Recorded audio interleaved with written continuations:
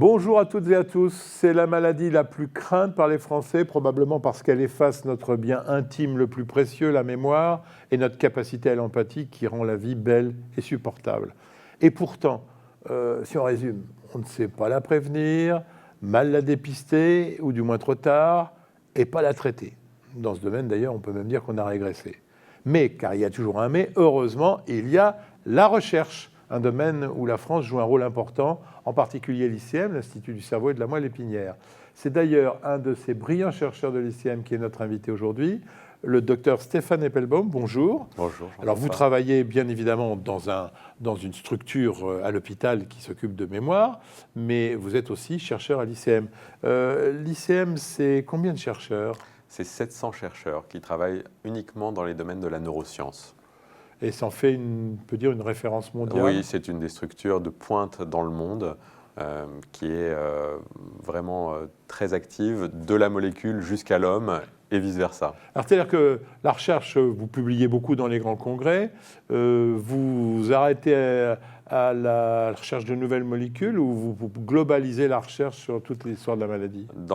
À l'ICM, nous travaillons sur des recherches à la fois sur la compréhension du fonctionnement du cerveau et également sur des maladies, notamment la maladie d'Alzheimer, puisque l'Institut du cerveau et de la moelle épinière est un des rares instituts de recherche à être dans un hôpital. Et en l'occurrence, à la Pitié-Salpêtrière, qui est peut-être le berceau de la neurologie dans le monde. Dans le monde, oui. Il faut savoir que c'est incroyable le nombre de médecins qui gèrent la neurologie et la psychiatrie à la Salpêtrière. Ça coûte cher, la recherche. C'est extrêmement cher. C'est une banalité de le dire, mais vous avez des idées précises sur ce que coûte votre... La recherche coûte cher, c'est-à-dire que pour faire fonctionner un institut comme l'ICM, ça représente environ 100 millions d'euros pour les 10 années à venir. Mais si on pense par exemple que le déremboursement des médicaments rapporte au gouvernement environ 80 millions d'euros par an, finalement, ça n'est plus si cher que ça. Oui, alors c'est le moment de commencer à penser d'être généreux. Vous allez faire un don, j'en suis sûr, à cette recherche en allant sur le site de l'ICM. C'est très simple, mais vous allez comprendre pourquoi il faut faire un don et je vous en reparlerai à la fin de l'émission. On va longuement parler de la recherche, ça je vous l'ai promis, mais auparavant, il faut dire la vérité. La vérité, j'écoutais ce matin une émission sur la prévention. On disait en fait, pour ne pas avoir une maladie d'Alzheimer, il faut manger moins, faire un peu d'exercice physique, être altruiste et faire occuper son cerveau.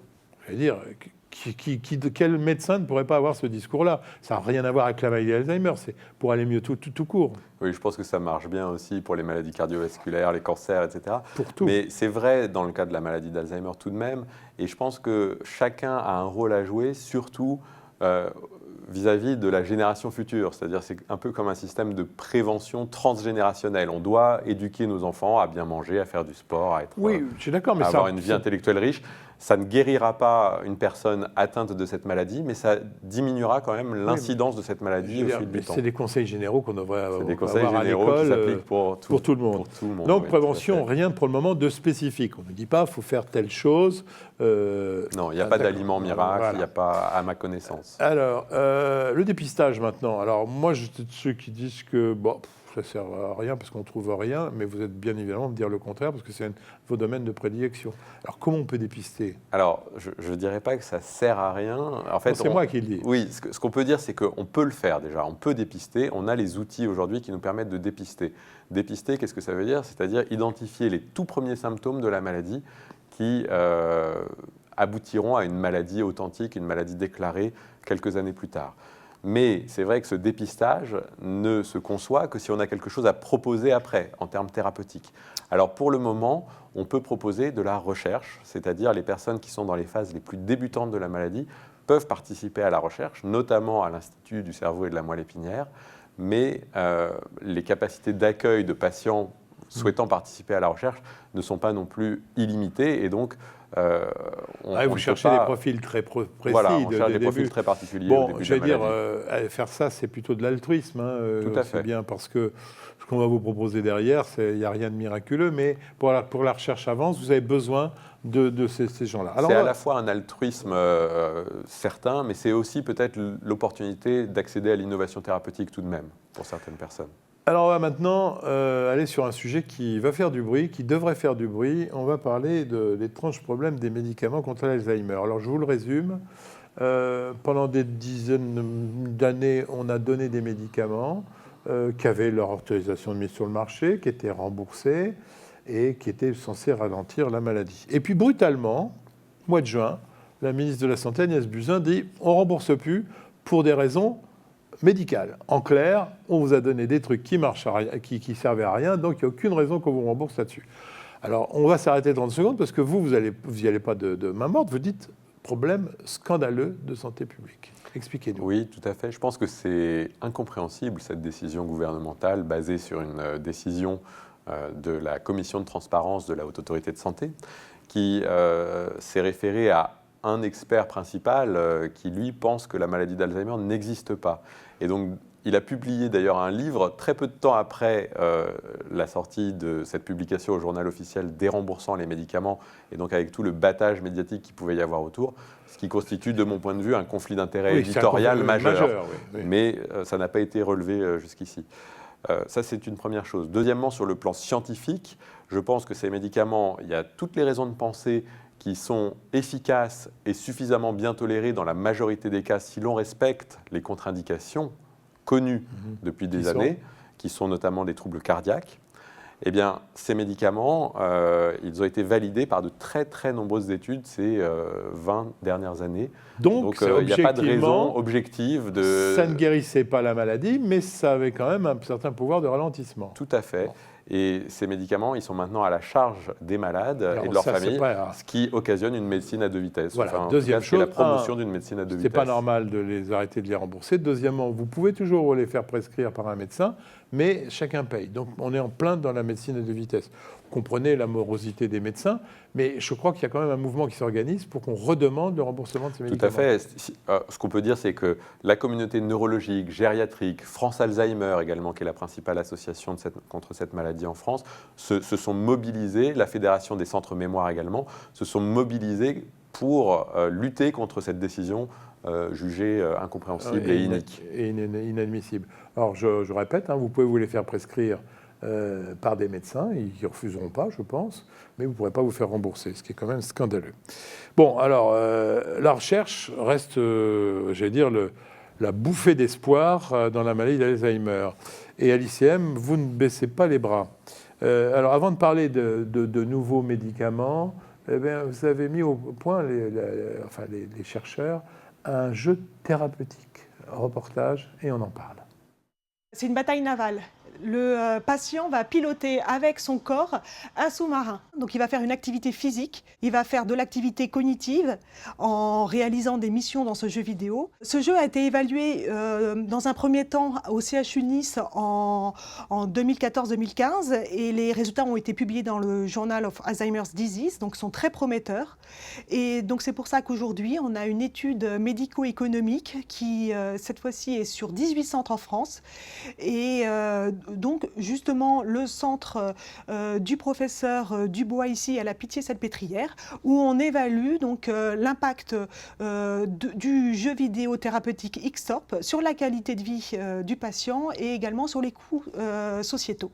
Ici, à l'ICM, on a l'avantage d'avoir accès aux patients et également toute l'infrastructure d'évaluation clinique de pointe, de l'IRM à la plateforme de marche, ce qui nous permet de tester de façon très objective les jeux vidéothérapeutiques qu'on développe ensemble. L'intérêt d'être à l'ICM, c'est de pouvoir connaître au plus près les besoins des patients pour créer vraiment des outils qui soient sur mesure et personnalisés pour ces patients. Et c'est l'intérêt donc justement de travailler avec des professionnels, par exemple comme avec le professeur Dubois, spécialiste de la maladie d'Alzheimer, à l'ICM. Agnès Aubert, c'est une de vos collègues? Tout à fait, c'est une collègue qui travaille dans une start-up qui est incubée à l'ICM parce qu'on a la chance d'avoir un institut qui est très dynamique et qui combine à la fois des cliniciens, c'est-à-dire des médecins qui voient des patients, des chercheurs qui travaillent sur des molécules, des animaux, des modèles de maladies, et des startups. Une vraie société. Des sociétés dans qui vos sont murs. incubées. Et qui c'est les actionnaires de ces startups? Ça peut être tout le monde? Ça peut être tout le monde, tout à fait. Oui. Bon, on va saluer aussi le professeur Bruno Dubois, qui est votre patron, tout à fait. à Pitié-Salpêtrière, et qui, lui, a dédié sa vie à la maladie d'Alzheimer, ce qui ne doit pas toujours être parfois décourageant. Mais enfin là, ce jeu, en quoi il traite? Alors le jeu Xtorp, qui est disponible d'ailleurs par tout le monde, Xtorp. Xtorp, et il est disponible sur une plateforme internet qui s'appelle Curapi, C-U-R-A-P-Y. Vous pouvez la trouver sur Google. Et donc n'importe qui peut se connecter sur cette plateforme.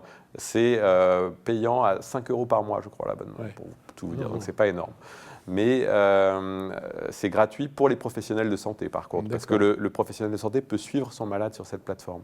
Et c'est intéressant parce que, si vous voulez, ça stimule de façon multimodale, c'est-à-dire que des personnes qui sont apathiques, qui vont rester au fauteuil chez elles une grosse partie de la journée, là, on va les mettre face à un écran de télévision, dans un environnement ludique, donc très motivant. On va les faire bouger, ce qui va être bon sur le plan physique. Ils vont devoir s'orienter sur une carte, donc c'est bon sur le plan visuospatial. Et puis, ils vont devoir jouer à des petits jeux vidéo thérapeutiques en arrivant sur des îles. Et donc, en même temps, c'est bon sur le plan mémoire, réflexion. Donc, c'est assez global et je pense que c'est tout à fait intéressant de proposer ça à des patients. C'est effectivement bon marché. Quel stade de la maladie, ça? C'est bon jusqu'au stade même assez sévère de la maladie. Tant que la personne, avant, moi, je voulais pas. C'est bon du stade léger jusqu'au stade assez sévère, tant que la personne peut comprendre le fonctionnement du jeu. On pourrait imaginer qu'un jour, les médecins vont prescrire. On est dans une démarche de validation scientifique de ce procédé pour que ça devienne un dispositif médical qui pourra effectivement tout à fait peut-être un jour être prescrit. Alors vous comprenez bien que tous ceux qui nous regardent, pour le moment, on commence à dire un jeu. On a envie de vous poser une question quand même, parce qu'on entend tellement de choses sur la maladie d'Alzheimer qu'on aimerait bien savoir. Quand est-ce que vous allez réussir à mettre au point un médicament contre cette maladie? Tout le monde a envie de se poser cette question-là. Ben vous avez une caractéristique qui m'a beaucoup surpris, c'est que vous donnez une date. 2020, oui, je pense qu'en 2020... 2020, c'est demain. 2020, c'est très bientôt. Alors, 2020, c'est le résultat d'une étude qui est actuellement très prometteuse, qui est promue par un grand laboratoire américain qui s'appelle Biogen, avec une molécule qui s'appelle l'aducanumab, qui est un médicament qui va cibler les lésions amyloïdes. C'est-à-dire, c'est un des deux grands types de lésions qui s'accumulent pendant plusieurs dizaines d'années dans le cerveau des patients. Attention. On n'est pas entre médecins, on est en train d'expliquer à des gens qui ne connaissent pas la physiopathologie du cerveau. Pas de problème. C'est un médicament qui se donne par perfusion mensuelle et qui va lutter contre les toxines de la maladie dans le cerveau. C'est quoi ces toxines? Ces toxines, c'est comme des espèces de micro-grains de sable qui vont s'accumuler et qui vont gripper les rouages du cerveau sur plusieurs dizaines d'années. On peut dire que ce qui fait progresser la pensée, la mémoire, tout ça, c'est les liaisons entre les neurones. Ça, tout le monde sait à peu près ça. Ces grains de sable, alors c'est bien l'image du grain de sable, ce qu'on dit toujours, c'est le grain de sable qui a déréglé la machine. Moi, j'avais plutôt la notion d'une colle, mais vous dites des grains de sable qui vont un peu partout ou à des endroits précis? Ils s'accumulent un petit peu partout dans le cerveau. Alors, ce qui est compliqué, c'est qu'il y a deux types de grains de sable. Ceux qui sont concernés par l'aducanumab sont ceux qui s'accumuleraient en premier et qui vont ensuite agir sur les autres grains de sable qu'on appelle la protéine Tau.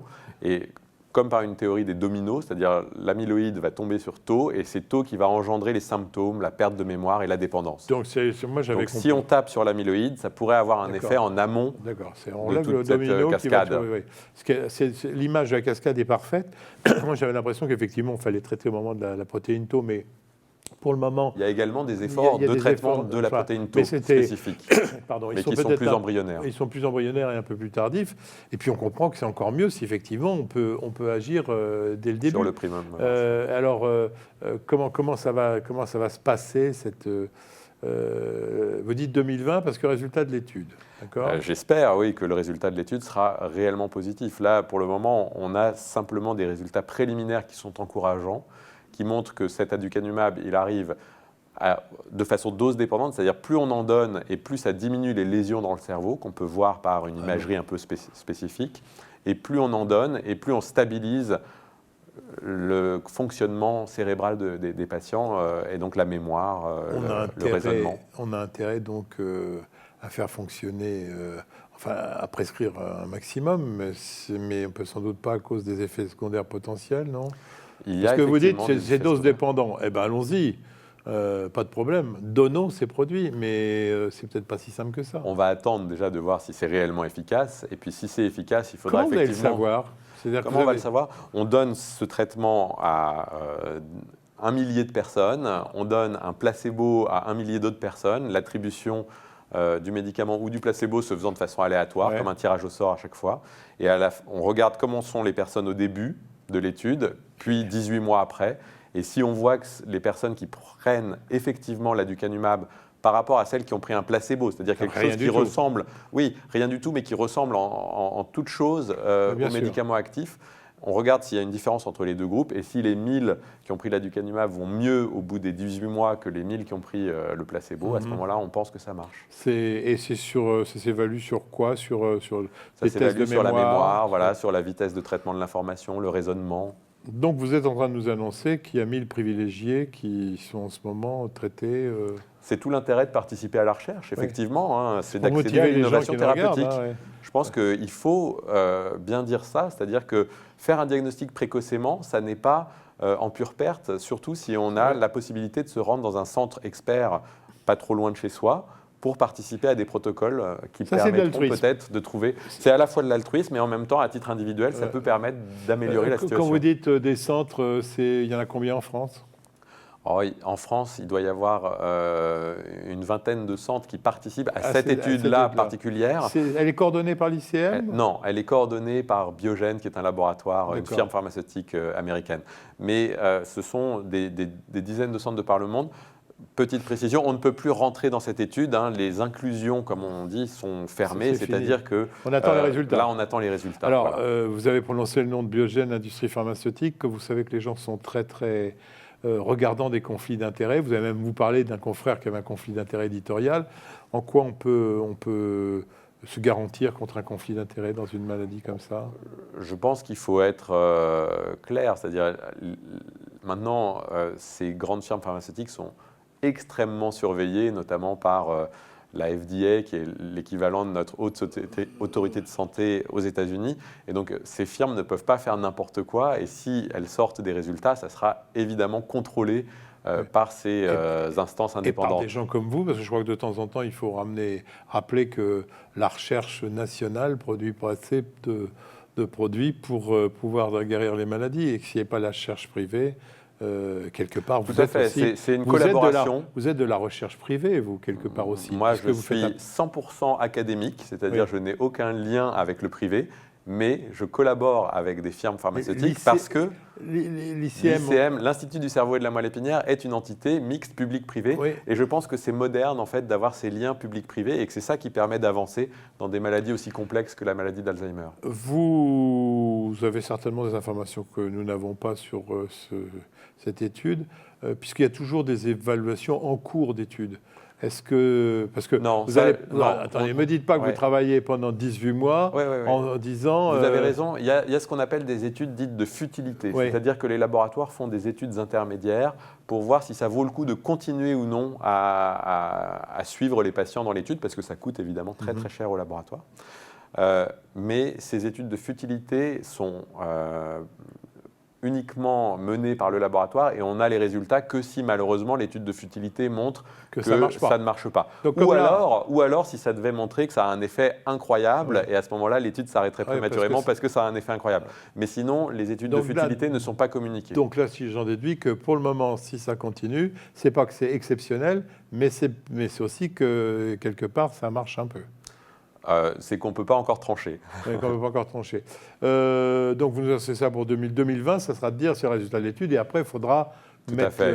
Je pense que ça ne sera pas sur le marché en 2020, parce que même si c'était très efficace, ce que j'espère vraiment, à ce moment-là, il y aurait des tractations très longues entre la sécurité sociale et ces laboratoires. Et non, ça prend beaucoup de temps. Et donc, je pense qu'il faudrait attendre au moins 1 ou 2 ans. Oui, d'accord, mais ça reste sur l'histoire d'un Alzheimer débutant quelque chose que l'on peut regarder avec insistance. Tout à fait. Hein. Bon, moi j'avais une notion qu'il y avait d'autres, plein de firmes qui travaillaient là-dessus, sur la recherche. Ça, c'est le plus avancé. C'est le plus avancé. Il y a également les laboratoires Roche qui sont assez avancés. Enfin, il y a, en tout cas, c'est vrai sur qu'il y a, le même type de médicaments. Sur le même type de médicaments. Ouais. En tout cas, il y a énormément effectivement d'efforts à la fois industriels, mais aussi académiques de recherche thérapeutique concernant cette maladie, parce que c'est un vrai défi de santé publique, et puis même c'est dramatique à l'échelle individuelle dès qu'on est confronté à un patient et à sa famille. Donc ça mobilise bien sûr les chercheurs publics et privés pour trouver une solution. Mais malgré tout, c'est quand même une maladie qui est très complexe et qu'on n'a pas encore réussi à traiter très efficacement à ce jour. Bon, reste que même si les médicaments sont plus remboursés, ce qui est un scandale, vous l'avez dit, et qu'on attend des médicaments pour 2024, je traduis un petit peu de ce que vous venez de nous dire, entre-temps, il ne faut pas rester les bras croisés. On fait quoi pour ces patients-là ? Je pense qu'il y a beaucoup à faire. Si vous voulez, il n'y a pas un traitement qui va agir de façon miraculeuse, mais par contre, il y a beaucoup de mesures qui peuvent s'associer les unes aux autres pour apporter un ralentissement de la maladie, une amélioration de la qualité de vie. Et donc, dans ces mesures, je pense aux médicaments notamment, moi j'encourage de continuer à prescrire si les finances le permettent. On va suivre, faites-moi confiance pour suivre le dossier. Il y a également tout ce qui est prise en charge non médicamenteuse. Je pense par exemple aux orthophonistes, aux équipes spécialisées Alzheimer qui font un très bon travail, aux centres d'accueil de jour, même dans certaines EHPAD, il y a des activités qui sont proposées aux patients qui sont tout à fait stimulantes et importantes. Et donc, les travailleurs sociaux, les psychologues, toutes ces personnes sont extrêmement importantes dans la prise en charge de la maladie d'Alzheimer et le soutien aux aidants. Donc, on ne baisse pas les bras, on s'adresse à France Alzheimer, on va sur Internet chercher des structures, et puis on reste vigilant pour voir ce que vous faites en recherche. Il y avait une piste d'une espèce de vaccin qui est justement... ça a été complètement abandonné, ça ? Pas du tout. Les traitements actuels, notamment l'aducanumab dont je vous parlais, découlent directement de ce vaccin qui a été essayé dans les années 2000, au début des années 2000, et qui, lui, n'était pas très bien toléré, avait des effets indésirables très importants, puisqu'il entraînait ce qu'on appelle des encéphalites, des inflammations généralisées du cerveau. Donc c'était trop mal toléré, avec des décès qui sont survenus à cause de cela. Oui, mais avec des résultats spectaculaires pour certains. C'est discutable. En tout cas, les traitements actuels sont dans la directe veine, dans la veine de ce traitement-là. Bon, vous êtes confiant alors ? Je garde espoir. Bon, alors on va maintenant s'arrêter juste avant la fin de l'émission pour parler de l'ICM et pour dire que si vous êtes convaincu qu'il y a des gens formidables qui cherchent, il faut un petit peu les aider. Donc on fait comment ? On va sur le site ? Sur le site de l'ICM. Et on donne combien ? Ce qu'on peut, vous allez me dire. Tout à fait. Mais un geste.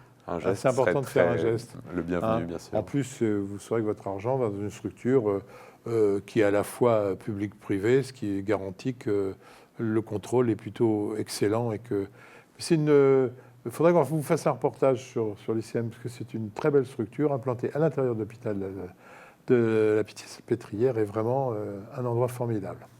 Merci, Dr Eppelbaum. Merci beaucoup, Jean-François. C'est votre santé, c'est court, c'est informatif et ça va revenir souvent.